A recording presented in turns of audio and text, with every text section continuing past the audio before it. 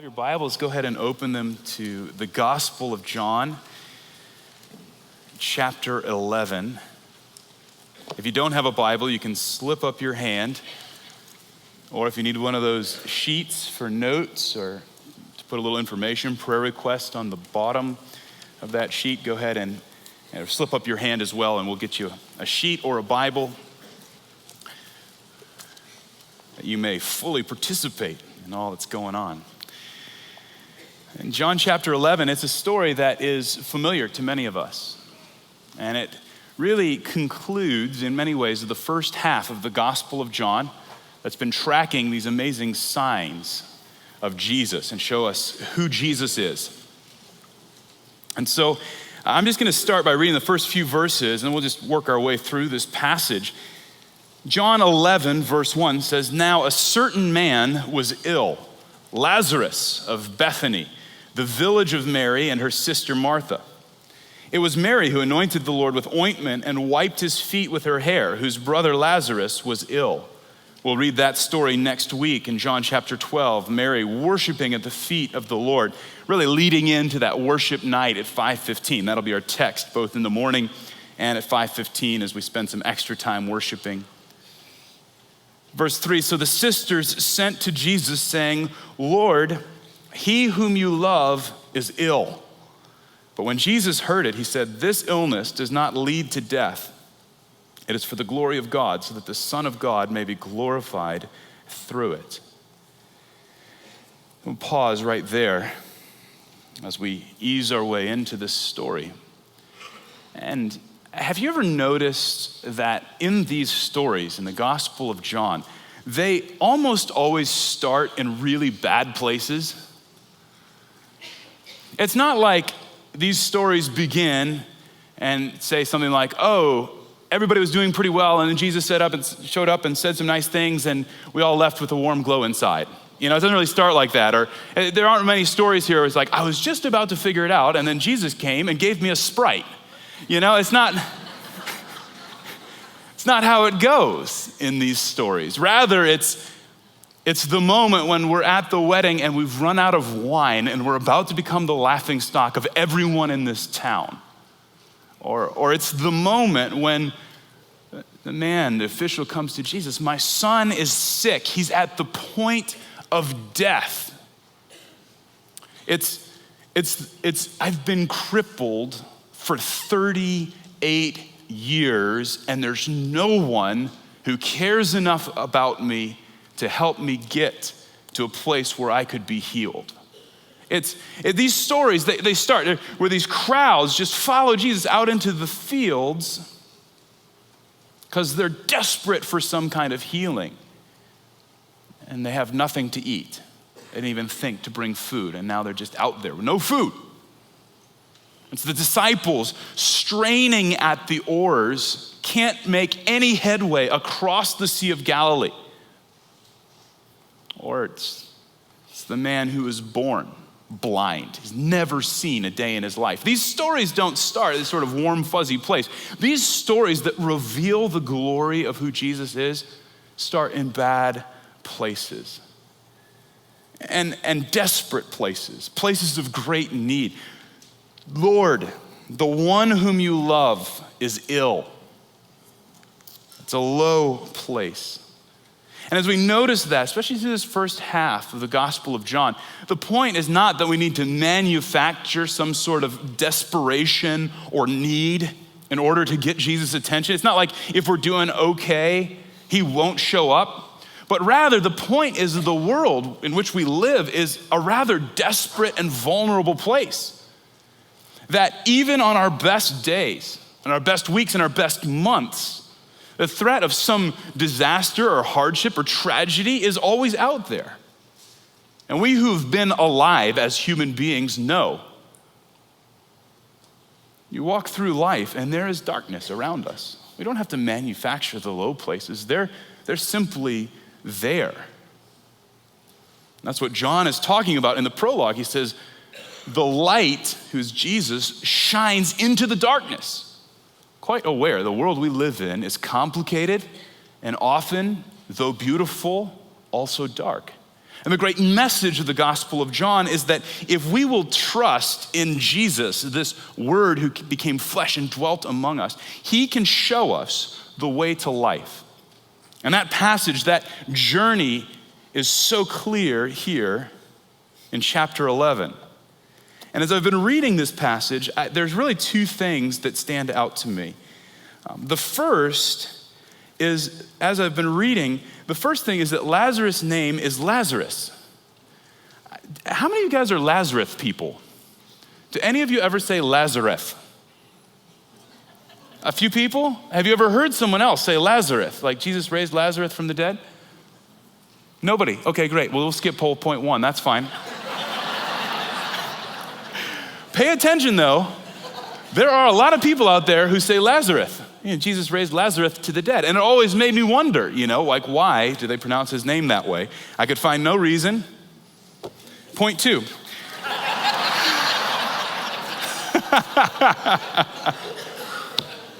And this is really the much more important one. We'll see at the second hour if we've got any Lazarus people. You guys are such Bible scholars that here at 9 o'clock, we're up, we're early, we read the text, we know our phonics. It's Lazarus, buddy.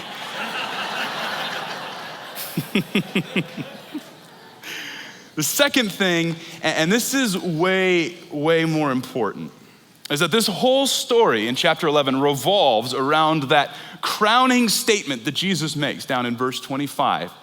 When he tells Martha, I am the resurrection and the life. Whoever believes in me, though he die, shall live. And everyone who lives and believes in me shall never die. Do you believe this? This is the core, this whole passage.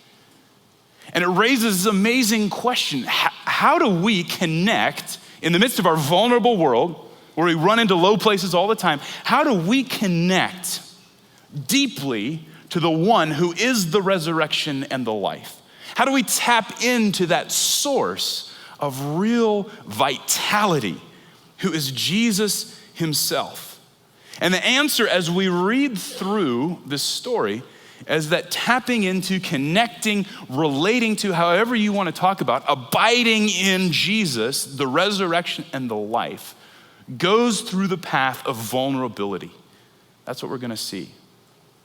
When you read this story, you cannot help but notice the almost shocking and uncomfortable levels of vulnerability shown by everyone involved. This is gut level honesty as we read the story. There aren't a lot of masks here.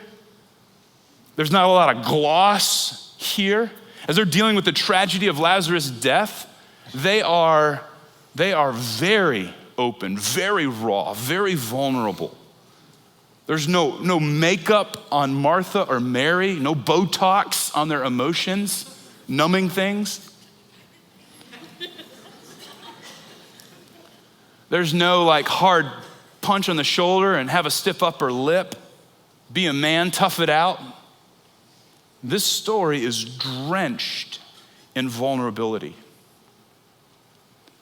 Now, I don't know about you, but whenever I sit in a sermon in the first 5 minutes, the preacher starts talking about vulnerability, I start getting a little uncomfortable.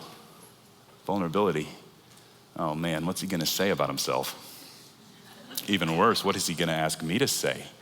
I didn't come here to be vulnerable. But that's what's happening in this passage. And trusting Jesus, linking in to the one who is the resurrection and the life, always goes through the road of vulnerability. Maybe a way to help us envision this or connect with it is by looking at the story of another man who lived about 1,600 years later, Michelangelo Merisi. He's an Italian guy. He began his career in the small town of Caravaggio, and later that became his namesake, Caravaggio, probably the greatest late Renaissance painter in European history. And I don't know if you've ever seen a Caravaggio painting. They're just stunning, breathtaking, amazing masterpieces of artwork. Caravaggio, not only was he a brilliant, brilliant painter, but he was also a bit of a brawler and a ruffian. And so as his life went on, in 1608, 1609, he actually was on the run because he was accused of murder. Now, it's about 400 years ago, so we don't know all the details around Caravaggio's life. We do know that there was a warrant out for his arrest for murder, and so he was kind of fleeing from city to city, and he would stay in a city for a short period of time and do some paintings there, make enough money, and then go on somewhere else. And in 1608, 1609, he painted a great masterpiece called The Raising of Lazarus. I actually have a picture of it for you. And so it shows some of the details of this story. Of course, one of the striking things about Caravaggio's artwork is that he always is balancing the dark and the light. So there's a lot of darkness here. But you notice a few things when you look at this painting. The artist's eye draws out some beautiful details. You have Lazarus there, of course, just in the moment as he's being unwrapped after coming out of the tomb. He's reaching kind of upward toward life, his lower hands reaching downward. You can barely make it out, but shrouded in the darkness is a skull. And so he's kind of in this place between death and life. You have Jesus there on the left, and he's sort of reaching out, calling Lazarus to light. And the light in this painting actually comes from off the canvas. This is one of Caravaggio's techniques, and it represents divine light, the light of God shining through Jesus into the whole scene. And so this is sort of light of God that's illuminating the whole thing. There's all sorts of confusion. People are trying to figure it out. You've got Mary and Martha, the sisters of Lazarus on the right, excited about this whole scene and scenario. Even the posture of Lazarus is a foreshadowing. If you notice, he's in the shape of a cross, sort of an acknowledgement that Jesus' power to raise the dead will be fully released when Jesus himself takes that same form and lays down his life on the cross. But there's one other detail here that helps us think about this story. The man holding Lazarus, many scholars believe, is Caravaggio himself. It's a self-portrait. He painted himself into the story, into the picture, right there in that moment. And if you remember his life circumstance, he's on the run, he's trying to figure out what will come next. And there he puts himself, sort of a man vulnerable in need of a miracle, right in the middle of that story. He's there in the middle of the mystery, in the middle of the mess, in the middle of the majesty, in the middle of the miracle. It's as though he understood his own need to somehow stand in that light, to find himself in that exchange between Jesus and the dead one, that he might catch some of that power for his own life. As you think about this story, you look at this painting, I wonder for you guys, where would you paint yourself in this picture? As we read through this story, where do you fit here? Are you with Martha and Mary, desperately looking to the Lord to bring life into the place of tragedy? Are you one of the onlookers trying to figure this out? What's going on? The disciples who follow Jesus and are amazed at his power? Are you like Caravaggio, desperately wanting to tap into the power of this miracle, that resurrection life, but not quite sure how to do it, just grasping in the middle? Where are you in this picture? And to answer that question honestly requires vulnerability. Let's keep reading in our story. Verse 5, now Jesus loved Martha and her sister and Lazarus. So when he heard that Lazarus was ill, he stayed 2 days longer in the place where he was. Pause. Hold on a second. Jesus loved Martha and her sister Lazarus. He knows that Lazarus is dying, so he stayed 2 days longer? This is one of those points of challenging interpretation. Why did Jesus stay 2 days longer in the place where he was? If he really loves them, wouldn't he have just come in that exact moment of their need? Jesus knows that this is going to not terminate or lead to death, but there's going to be glory out of this.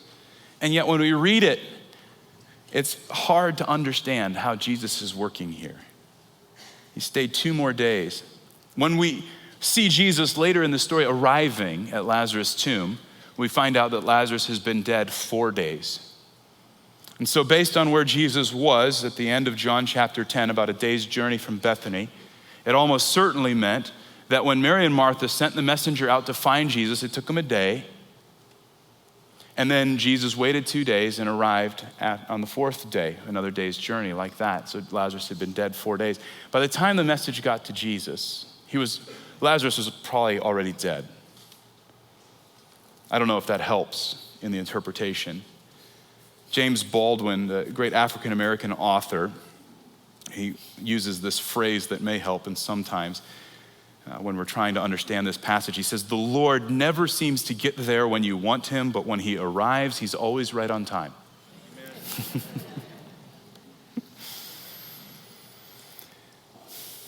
So then, verse 7, then after this, he said to the disciples, "Let us go to Judea again." The disciples said to him, "Rabbi, the Jews were just now seeking to stone you, and are you going there again?" Jesus answered, "Are there not 12 hours in the day? If anyone walks in the day, he does not stumble because he sees the light of this world. But if anyone walks in the night, he stumbles because the light is not in him." And after saying these things, he said to them, "Our friend Lazarus has fallen asleep, but I go to awaken him." The disciples said to him, "Lord, if he has fallen asleep, he will recover." Now, Jesus had spoken of his death, but they thought that he meant taking rest in sleep. You don't have to take a day's journey to a really dangerous part of town to wake him up. I mean, he's got an alarm clock. He's got sisters. Verse 14, then Jesus told them plainly, "Lazarus has died." Sometimes Jesus just has to be very blunt because we don't understand. "Lazarus has died, and for your sake, I am glad that I was not there so that you may believe. But let us go to him." So Thomas, called the twin, said to his fellow disciples, "Let us also go, that we may die with him." I love these disciples. And what we're gonna see, I mentioned, you're gonna see this passage so drenched in vulnerability. What we're gonna see is these different groups of people, the disciples, Martha, Mary, Lazarus himself, how they relate to Jesus in real vulnerability, in honesty, right? And here, the disciples, as they hear Jesus is going to go into the heart of the conflict. Remember, last time Jesus was in this region, they wanted to stone him. And when the disciples hear that Jesus wants to go back there to do something, they're afraid. Their vulnerability that they bring to Jesus is their fear. And you can see they're really trying to work it out. First they say, well, you probably don't want to go there because you'll get stoned. But then later on, when Thomas says, you know what, we should just go with him so we can all die together, we see that they're all afraid to go to this area. They're dealing with their fear, this emotion of real fear about what will happen. Now, Jesus, of course, gives them this little statement about walking in the light. And he says, basically, when you walk outside and there's sun, you don't trip on a rock. When you're walking at night, you're much more likely to stub your toe. And they're kind of going, what does that mean? How does that work out? And what he's saying is, I'm the light of the world. You stay with me, you'll be able to see. Come follow me. Come follow me. That's what his invitation is. But the disciples are really relating to Jesus through their fear here. And they're being honest about it. They're not concealing it, shoving it down, or hiding it. Jesus convinces them to go. In verse 17, now when Jesus came, he found that Lazarus had already been in the tomb 4 days. Bethany was near Jerusalem, about 2 miles off, and many of the Jews had come to Martha and Mary to console them concerning their brother. So when Martha heard that Jesus was coming, she went and met him, but Mary remained seated in the house. Martha said to Jesus, Lord, if you had been here, my brother would not have died.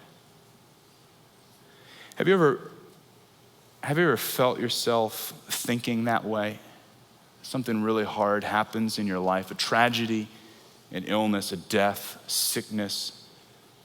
Someone in your family makes some kind of choice that just seems so far from the way of God. In the back of your mind, you're going, Jesus, where were you? Why didn't you prevent that? That's what Martha's saying.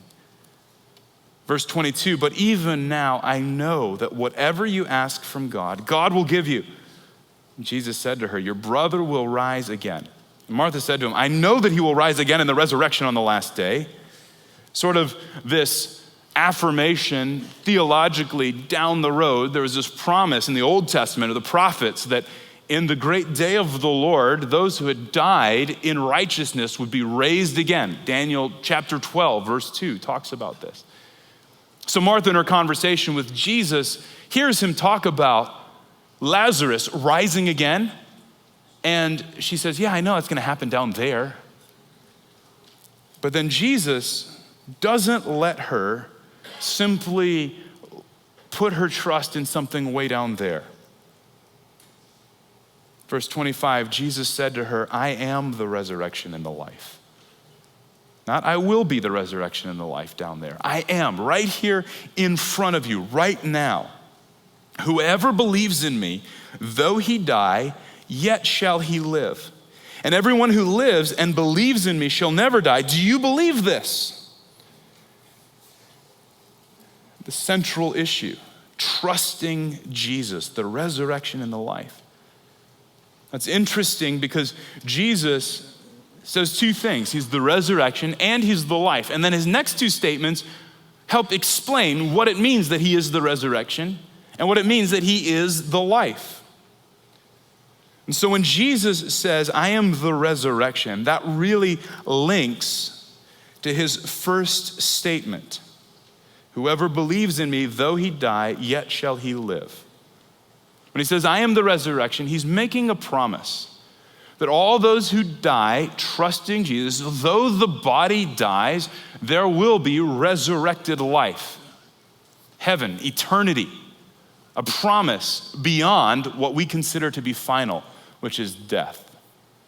Really, when Jesus says he is the resurrection, he's promising that he is the victory over the death of the body. And then when he says he is the life, he explains it by saying everyone who believes, who lives and believes in me shall never die. And the second statement really is speaking about the soul, that spiritual essence or quality of each one of us. Not merely that Jesus has the power to resurrect the physical body, but also that this eternal life that flows from Jesus into those who trust him is so powerful that the soul itself can never die. That this eternal life presses through even the barrier of death. And then he says to Martha, do you trust this? Do you trust me as the source of this resurrection and life? And she makes this amazing statement. Yes, Lord, I believe that you are the Christ, the Son of God who is coming into the world. She doesn't know what Jesus is about to do. She doesn't understand all the implications. But in that moment, she's able to trust him. She's been incredibly honest. Lord, I wish you would have been here. I'm pretty disappointed. Really, you can hear her words just full of disappointment in the Lord's timing. And yet she still trusts him. Verse 28, when she had said this, she went and called her sister Mary, saying in private, the teacher is here and is calling for you. When she heard it, she rose quickly and went to him. Now, Jesus had not yet come into the village, but was still in the place where Martha had met him. When the Jews who were with her were in the house, consoling her, saw Mary rise quickly and go out, they followed her, supposing that she was going to the tomb to weep there. Of course, the tradition was that when there was a significant death, people from the village would come and just sit to console those who had experienced the death. The best ways to mourn or grieve with others is not to give them lots and lots of words, but rather to give them presence, just to be with them. That's what these who've gathered around Mary are doing as well. If Mary gets up and starts going, they're going to go with Mary. We're just going to be with you. If you want to go over to the tomb to grieve, we're there. If you're going to be here in the room, we'll be here. We're just here for you. Verse 32, now when Mary came to where Jesus was and saw him, she fell at his feet, saying to him, Lord, if you had been here, my brother would not have died.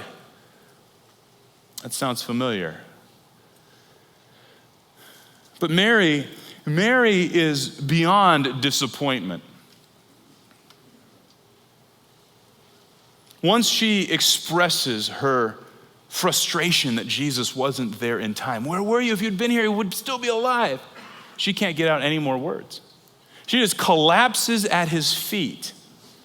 Verse 32, when Jesus saw her weeping and the Jews who had come with her also weeping, he was deeply moved in his spirit and greatly troubled. Mary, her vulnerability, she's at a point of real despair with Jesus, quite honestly.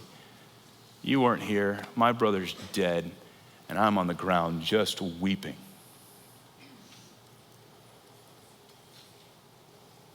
And Jesus is troubled, and he said in verse 34, where have you laid him? And they said to him, Lord, come and see. And Jesus wept. So the Jews said, see how he loved him. But some of them said, could not he who opened the eyes of the blind man also have kept this man from dying?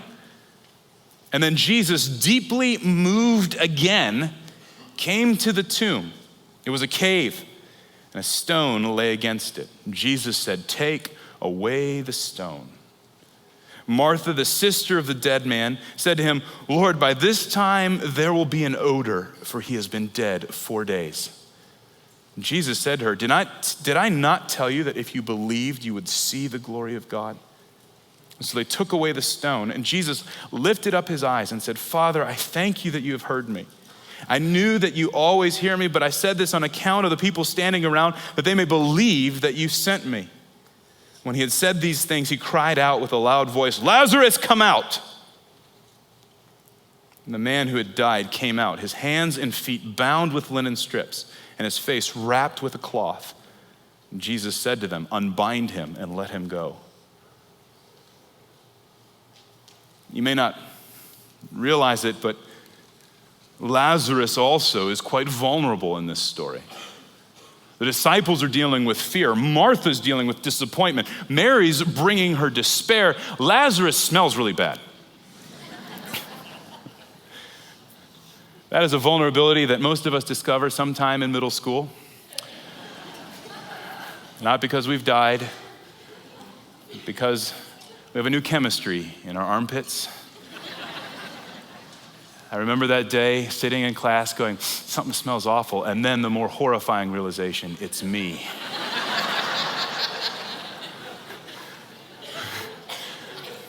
When you can't get away from an odor, it's often yourself. And here's Lazarus. Lazarus in this story is coming out of this horribly stinky tomb.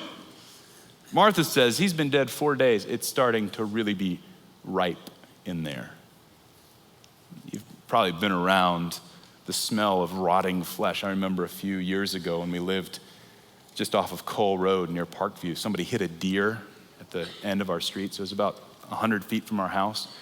And for whatever reason, it was just there, kind of decaying. And by the second day, the whole street just stank. The smell of decay is overwhelming. And here's Lazarus. Not only is he coming out of a tomb that reeks of decaying flesh, he's also all bound up. Probably wrapped in linen strips. At the time, the custom was that there would be a cloth around the jaw to hold it in place, everything kind of held in place. So Lazarus too, and his weakness, his inability, not to mention the fact that he was dead 10 minutes ago, is now called out as well. And so he's in this place of absolute, utter weakness. I mean, there is no greater weakness physically than being dead. And he too is being called out. And so you have all these different vulnerabilities. The people bring their weakness, their brokenness, even the parts that might bring shame. Lord, I'm disappointed with you. Lord, I'm actually despairing. Lord, I'm afraid. Lord, I'm dead and smelly. All these vulnerabilities. As we're reading this story, it's the very vulnerabilities themselves that open the way for the grace of the Lord to pour into their lives. But there's another vulnerability here. And it's the vulnerability of Jesus. We read through it. Maybe you noticed. But Jesus is not floating through this scene like some divine mannequin, kind of unaffected by everything. Lazarus, come forth. Martha, cheer up. It's gonna be okay, Mary. Jesus is wholeheartedly invested in the reality of what's going on. And even though we have already seen him say several times, this does not end in death, this will be glorifying to God. Jesus knows what he's gonna do, and still, when he gets to the scene and sees Mary weeping and all the mourners gathered, it says that he is deeply moved and greatly troubled. The word there actually is a word that means really angry. It's the same kind of word used to describe a snorting animal, like a horse, like snorting with nostrils flared in anger. When Jesus shows up on this scene, he is not unaffected by its tragedy. He feels it, and it makes him really, really angry. Deeply angry. Does it surprise you, or how does it affect you to see Jesus angry like this? Why is he angry? What's moving him so deeply? Let's see, Wednesday night, kids' life. The memory verse was out of Proverbs 15, a gentle answer turns anger away. So we talked about anger a little bit. And the illustration we were using with the 4th and 5th graders at Kids Life was the illustration of a Coke bottle, and how we're often like a bottle of Coke, and how the world and all of its darkness and tragedy kind of shakes us up like this, and it builds a lot of tension in the room because all the kids are watching you shake this Coke bottle. They know what happens if you shake a Coke bottle and then open it. So they're all kind of saying, they're like, open it, don't open it, open it. And I'd get close, they all kind of like that. So like, here's the world, and it shakes you up. Finally I open it, exploded everywhere. I realized next year we should do it with Diet Coke. Less sticky, as an illustration. How the world shakes us up, and sometimes that anger can begin to rise up in us, and really that's okay, but the problem is when that anger boils over and creates a huge sticky mess. That's a problem. And we use the comparison of how Jesus is like a bottle of water. And the world shakes him, and he actually can feel anger, but he never boils over in destructive behavior. Here, Jesus feels that anger, but he doesn't boil over in destructive behavior. He feels the anger fully and then steps forward into healing and redemption, recovery. At the end of the illustration, I talked about how in our own lives, when we have all this fizz and anger, we really have to confess it, hand it over to the Lord. And so I poured out the Coke.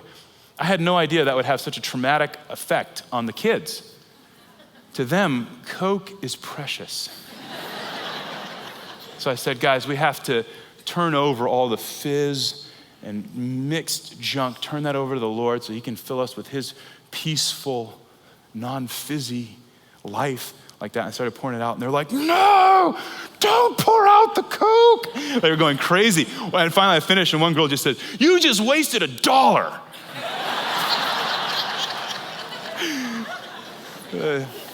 So I don't know if the illustration really landed ideally, but it was.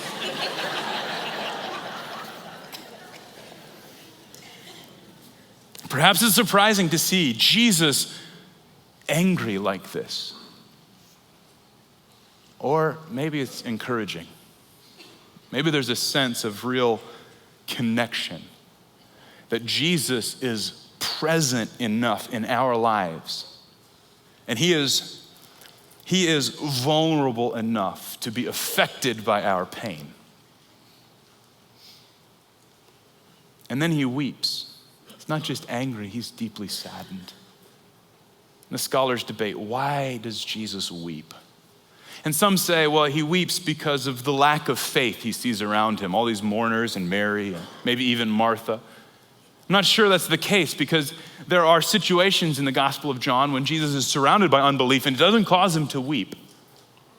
It seems to me that Jesus' tears here are coming from place of sadness,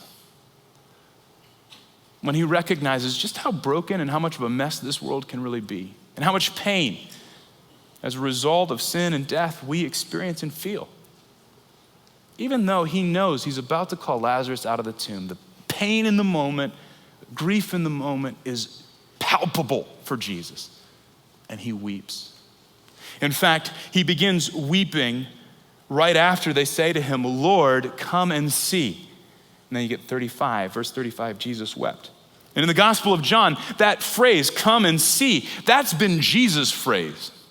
That's been his invitation. Remember, the disciples of John the Baptist, they are hearing about this new guy on the scene, Jesus, and they come up to him, they say, "Where are you staying?" And Jesus says, "Come and see. Come and you will see." The disciples are gathering together, and it's the phrase they use to come follow Jesus. When Philip tells Nathanael, there's this guy from Nazareth, and Nathanael's like, is there anything good that can come out of Nazareth? And he says, "Come and see." That's the phrase that the Samaritan woman from the well goes down to her village and says to all of her people, "Come and see the man who told me everything I ever did." Come and see. It's the invitation that Jesus uses to see life. And here the people use the exact same phrase, and they're inviting Jesus to come and see death. And when he comes and he sees death, he's not immune to its sadness. In fact, I believe his tears are motivated. They spring up from that place of deep grief because he's surrounded by a group of people who can only see the reality of the tomb. Jesus is constantly saying, "Come and see life, be a disciple." Here, in the face of death, they're saying, "Jesus, come and see death. Come and see the tomb. This is where our reality is." And when Jesus recognizes that that's the place in which they're living, he also weeps. And so this vulnerability is a two-way street.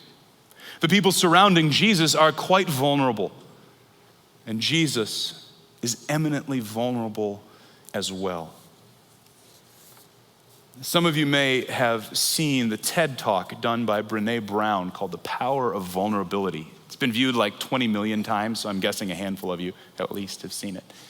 It's a 20-minute talk, and Brene Brown is a PhD researcher who studies connection, interaction between people.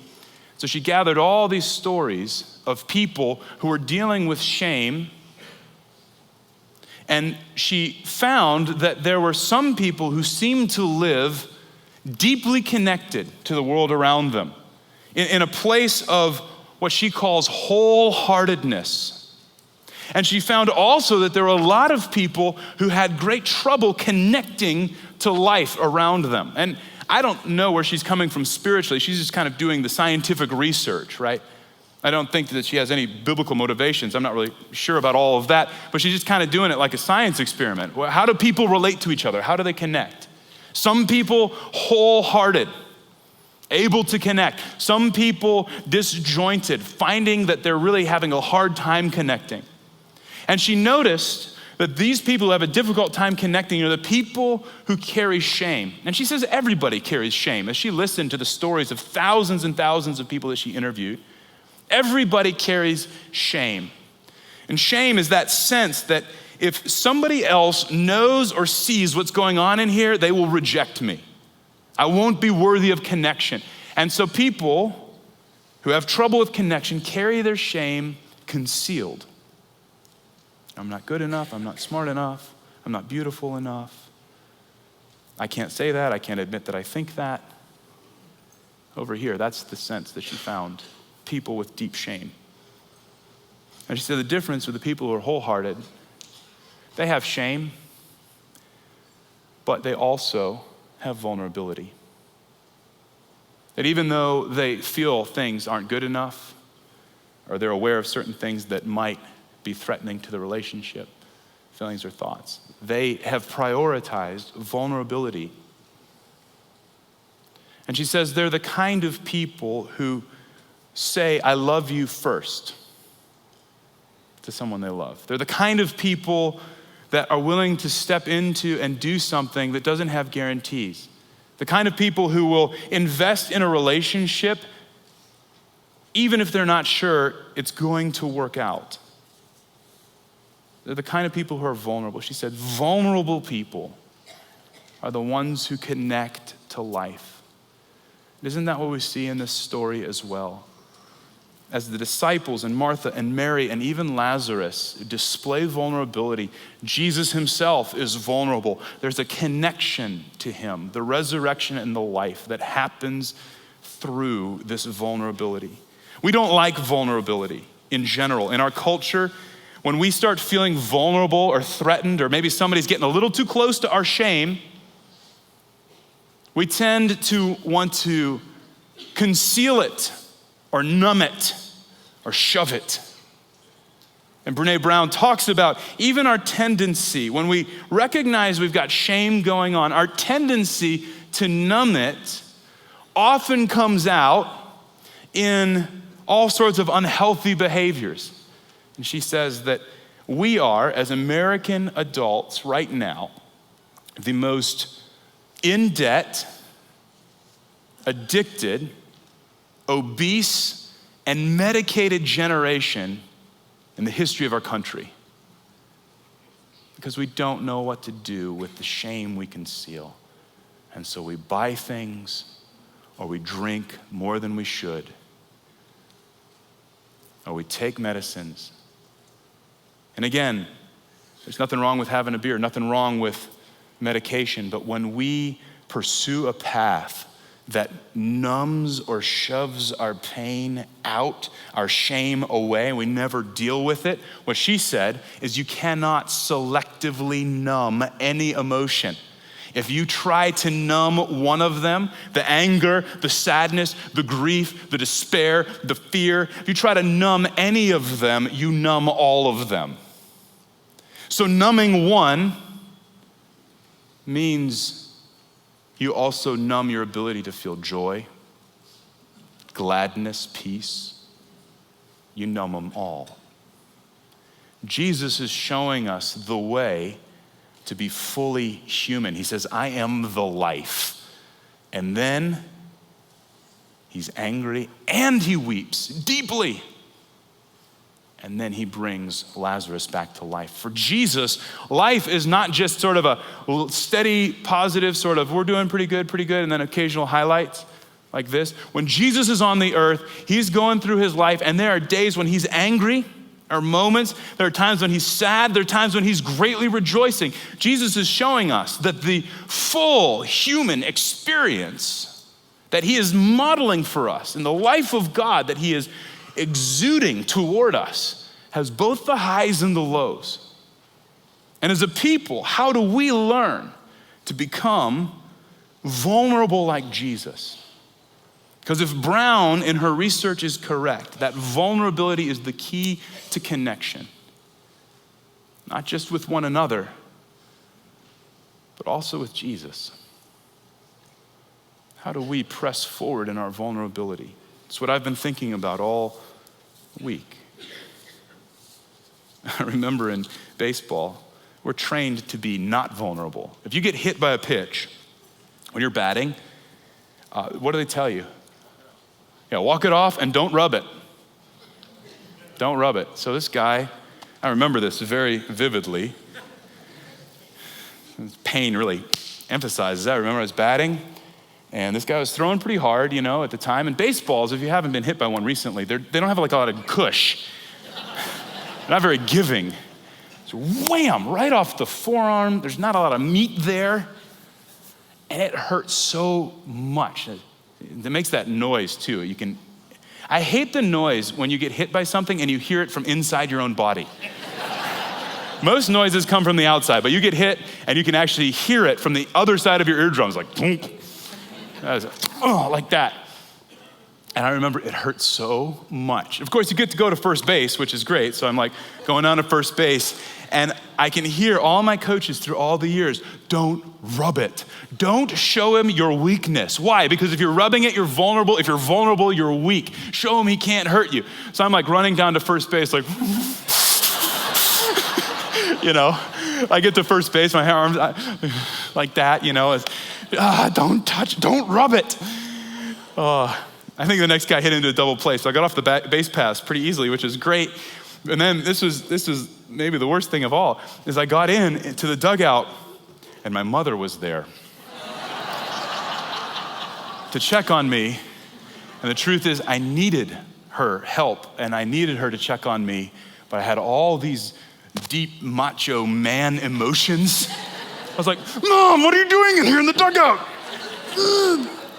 I can't touch it, but it hurts so badly. I was so unkind to my mom in the dugout. I'm sorry, Mom, I'll tell you that later today. But this is what culture does to us. This is what the world teaches us. Don't be vulnerable. Don't rub it. Don't touch it. Cover it up. Conceal it. Keep it over here.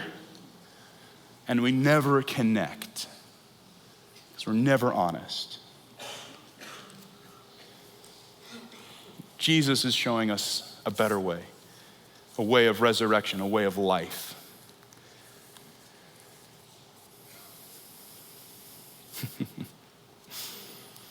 Vulnerability is what rolls away the stone so that the resurrection power of Jesus can flow into the dark and death-like places of our lives.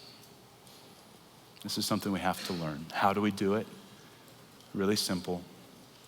When Martha and Mary both hear that Jesus has come, they go to Jesus. That's the first place to be vulnerable. There may be some things worth admitting or saying to Jesus. They're the first steps in vulnerability. Lord, I'm here, and I've been thinking this for a long time. Lord, here's a tomb. I'm gonna roll away the stone. Would you speak some words of resurrection power into this? Because as long as that stone of concealment is there, Lazarus can't come out of the tomb. They go to Jesus, vulnerable with him. How do we press into greater honesty and vulnerability with the Lord? And then, the other thing we see is that there's a community of vulnerability here. Mary, Martha, Lazarus, the people who are mourning all around have gathered, and they are the place where they're able to work out the fact that Lazarus maybe still smells a little like death, and Mary was just a mess on the ground. Martha's trying to put all the pieces together. If you don't have a community of people where you can be vulnerable, a place of no weapons, no honor, it's going to be extremely difficult to connect with Christ and with others and share this resurrection life.